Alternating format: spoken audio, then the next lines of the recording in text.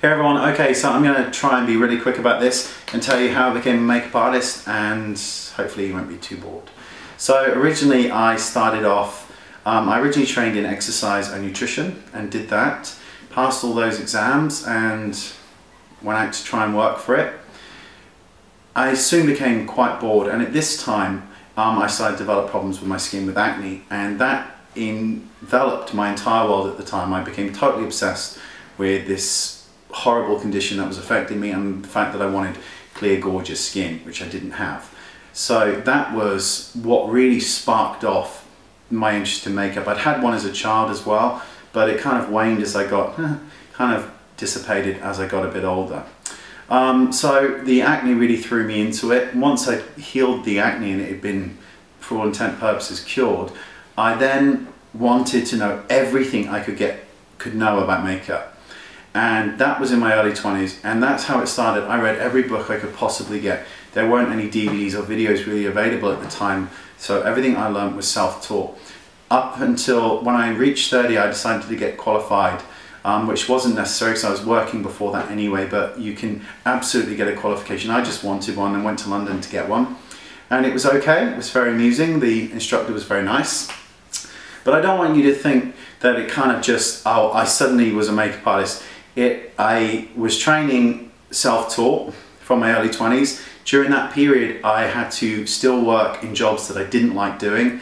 Absolutely, I was working all throughout that period. It didn't just happen, and I'm in my mid-30s now. Well, I'd like to think I'm in my early 30s, but I'm 34, 35 this year, so I guess that's my mid-30s.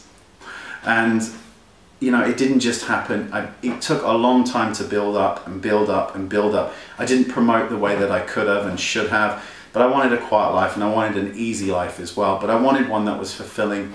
Magazine work and all that kind of stuff really didn't appeal to me. I hated the retouching aspect of things, and none of that. It all seemed very false to me. I wanted to focus, and my goal was to focus on the people that really weren't getting any information, which was the 30 to 50 group, because these women were totally missed out. All the editorials were on young people, and as our skin changes, the texture changes and skin loosens and all these other annoying things. So I became very focused on women of that age group.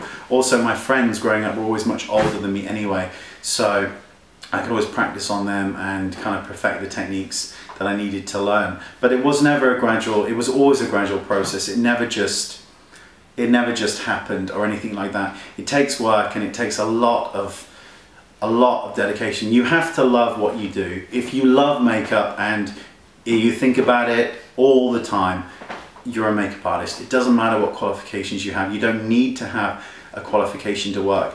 If you want to start working and want to start building up a portfolio, if you're looking to move into the kind of media stream, then what you need to do is go to your local photographer and say to them that you're willing to do the work for free on makeup, providing that you get the test shots yourself. Lots and lots and lots of photographers will be incredibly grateful for that. You'll do the makeup and you'll get some pictures for your portfolio to build up, and it's a wonderful, wonderful way to start with your career. And also, don't worry too much about makeup. It's much better to try and spend your money on really good brushes that really work and get the cheaper makeup. When I was starting out, I bought all the discount stuff. I bought the Ultima 2 stuff because that was like going for £1 at the time.